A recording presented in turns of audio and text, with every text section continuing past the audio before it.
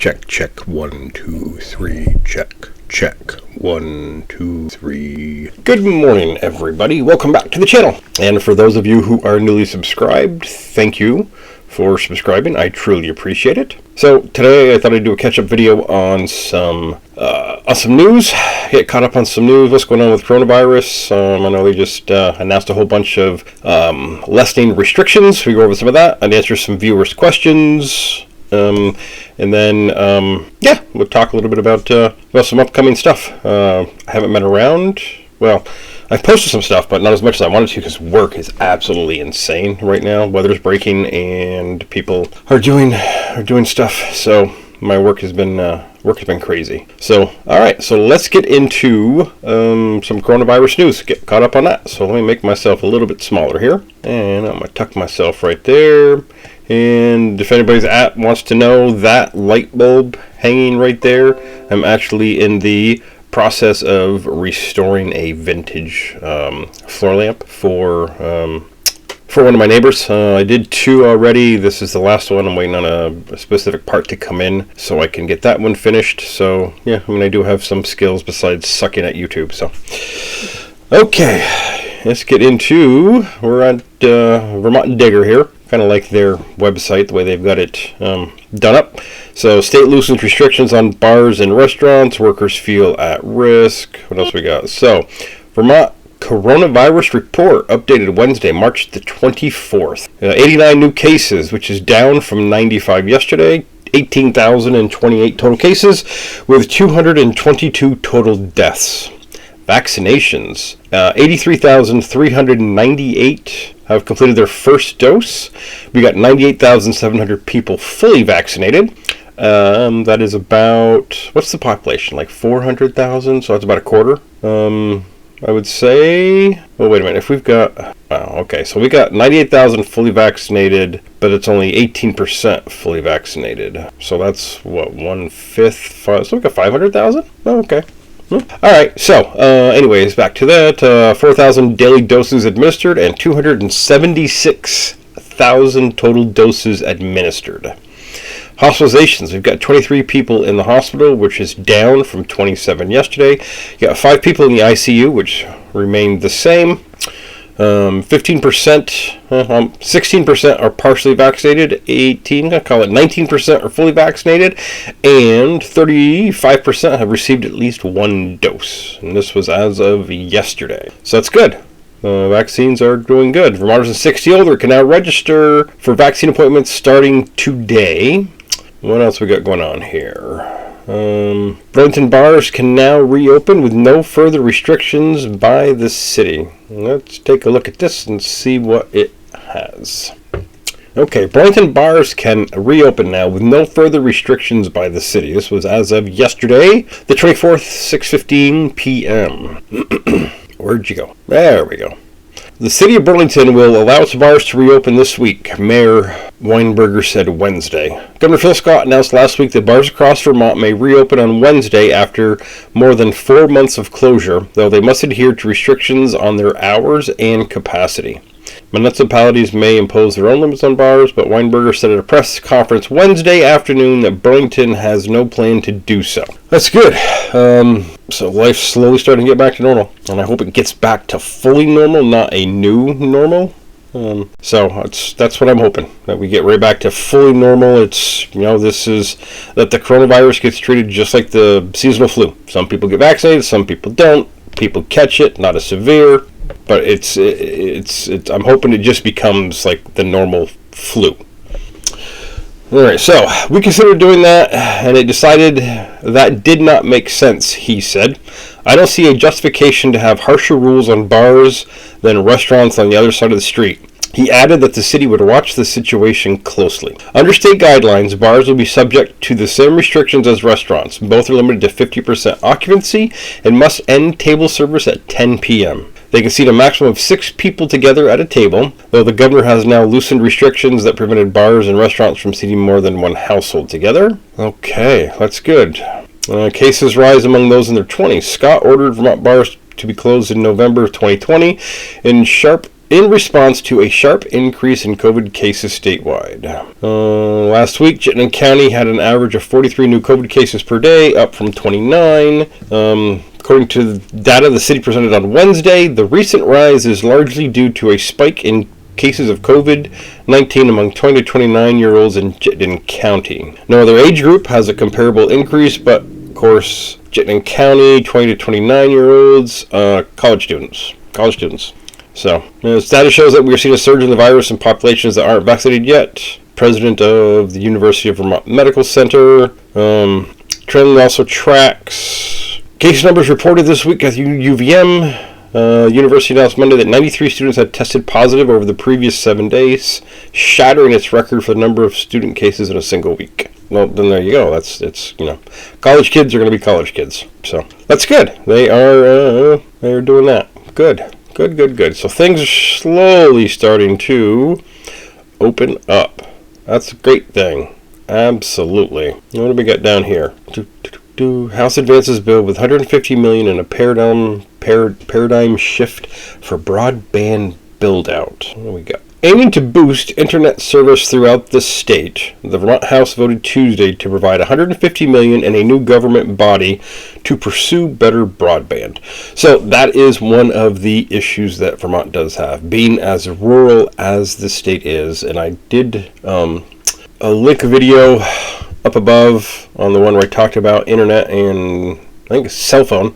I'll link that video up above where I talked about that and the lack of coverage in some parts of this state. There's some places where you still have dial-up. There is no cable or broadband internet. It's dial-up. And there are places where you don't have cell service. So, all right. So the money in H360 could be harnessed by Vermont's communications union districts, community-owned fiber optic networks that serve multiple towns to expand broadband access to area with lousy or non-existent service. The bill was approved 1:45 to 1 Tuesday afternoon. The money would come from the Federal American Rescue Plan, the latest round of COVID-19 aid from Washington. Bum, bum, bum. And on that note, I just got a work email right there I got to look at real quick. Wow. So I just got a work email that has to pertain with what's the phrasing I'm looking for here? Has to do with construction. Yeah, construction.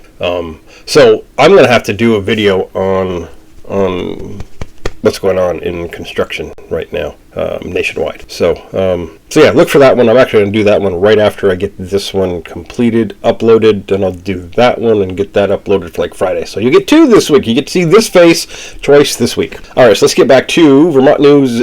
Let's get back to Talk Good today. Let me get back to the video at hand. All right, so they're going to spend $150 million and make a new government body to increase broadband service in this state. That is a good thing because expanding internet service became a top priority for lawmakers, Governor Phil Scott, as officials estimate that 60,000 addresses in the state lack an adequate internet connection. That's a lot. That is a lot. So it's good. Absolutely. Okay, that's fine. Blah, blah, blah, blah, blah. So that will help everybody. That'll help students. That will help remote workers. And that will help people like me who suck at YouTube. There we go. Okay. So we got COVID news and things are getting back to normal. State is trying to open up. Pardon me as I go through puberty. Okay, so yeah, state is starting to open up. Bars, restaurants, that's a good thing, absolutely. Vaccines are coming, so now would be a perfect time for you to go ahead and hit that like button for me if you found this a little bit informative and useful. That really helps my channel out. The likes kind of, you hear about it all the time. Hitting that like button, it's free for you. It just helps the channel get with the algorithm to get noticed so that those people who maybe want to know a little bit more about Vermont will find this video. So yeah, please go ahead and hit that like button. All right, so now let's get to some comments. I don't want to make this a too terribly long video. Comments. All right. So I haven't done this in a while. I apologize for you guys. So let's see here. RV Legal Eagle and Pause asked. This was about the cost of living in Vermont and the vehicle expenses. One, how are the building departments up there for things like professional home office with a sign, adding a deck or garage, having electric for your RV, and living in it while renovating or building? Most of the time, extremely lax. The professional home office with a sign, you would maybe have to get a permit for, depending on where you live. Adding a deck or garage, once again, most of the time it's going to be fairly easy. File a permit. I know for where I live, I didn't have to do anything for the deck.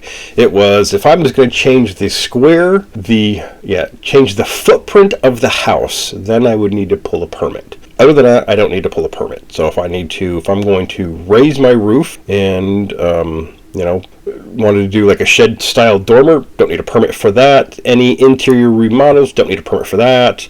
Putting the deck on, didn't need a permit for that. But if you get into like the bigger municipalities, Burlington, Winooski, Montpelier, they actually want you to pull a permit for any interior work, which in my opinion is just a money grab for them, because you got to pay for the permits. So any interior remodeling they want you to pull a permit for, but that's, in my opinion, I think that's a bit of a money grab. I can understand some stuff get inspected, but if you're a home, if it's not a rental property and it's not commercial space and you want to renovate your house on the inside, then I don't see why you need to get a permit. But also, Burlington will also dictate the type of windows that you can have in your house. There are some apartments, older houses, where the owners can't afford to redo the windows because the city is mandating that they have to put in wooden windows to match because of the age of the home, which makes the windows unaffordable. So you have these extremely inefficient wooden windows that they can't afford to change because the city won't let them go with like a vinyl window. So sometimes you can get cities that like Burlington that are a little out of control, but that's just my opinion, and your mileage may vary. Having electric for your RV and living in it, I see that all the time on houses that are being built. I see RVs parked all the time. It's pretty lax on that.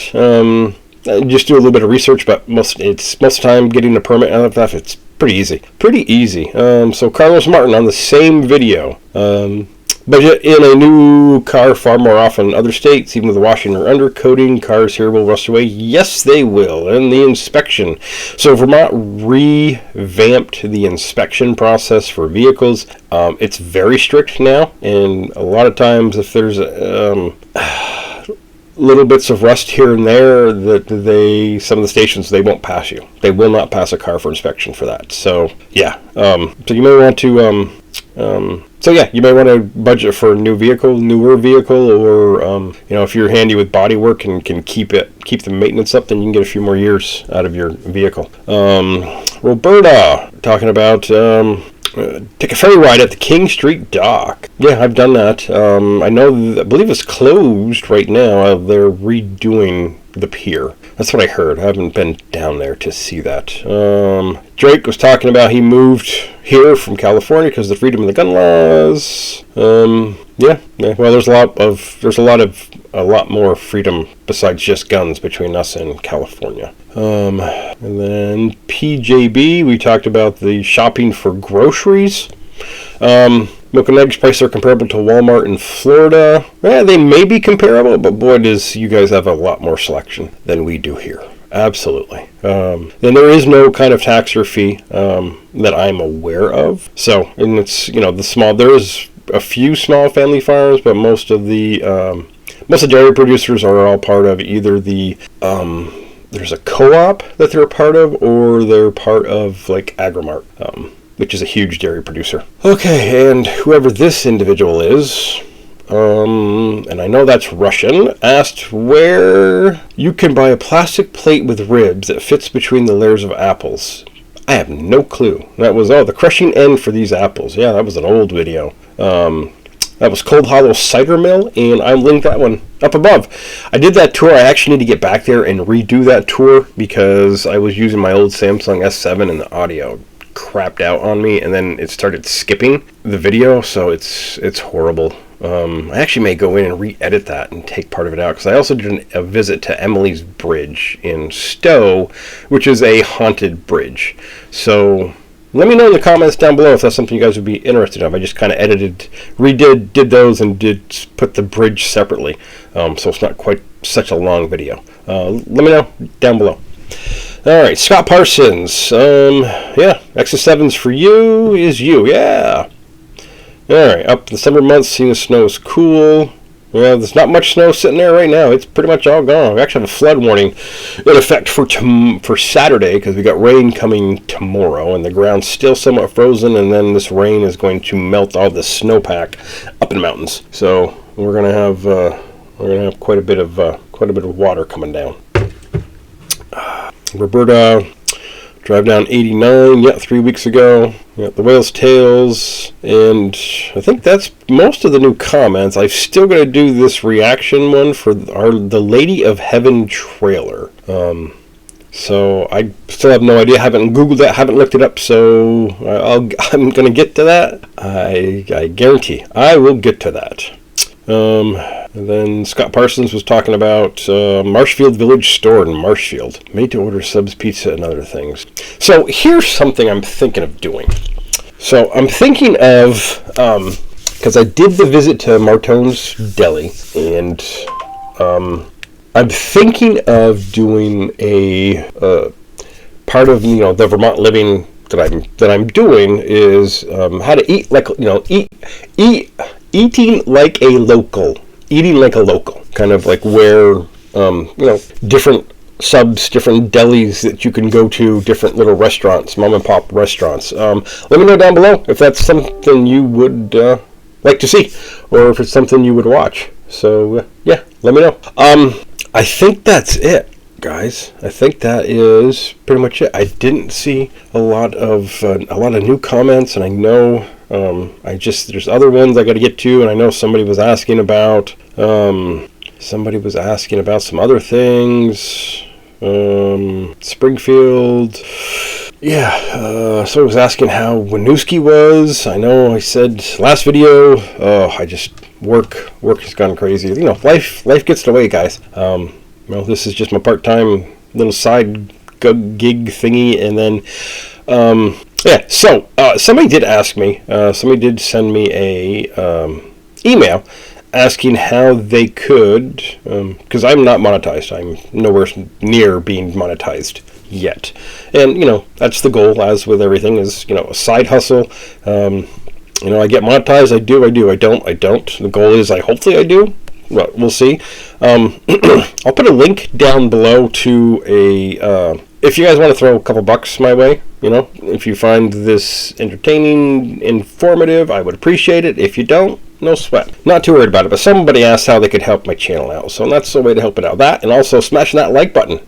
That's a huge thing. If you don't do anything other than just hit that like button, I would appreciate it. So, alright guys, I'm going to close this out. I gotta go feed the dogs, and then I gotta do a little bit of work, and then I'm gonna do another video for upload on tomorrow, which is Friday, on construction. What's going on in construction? What's going on with pricing and shortages and all that stuff. So be on the lookout for that one as well. And as always, guys, I appreciate you watching.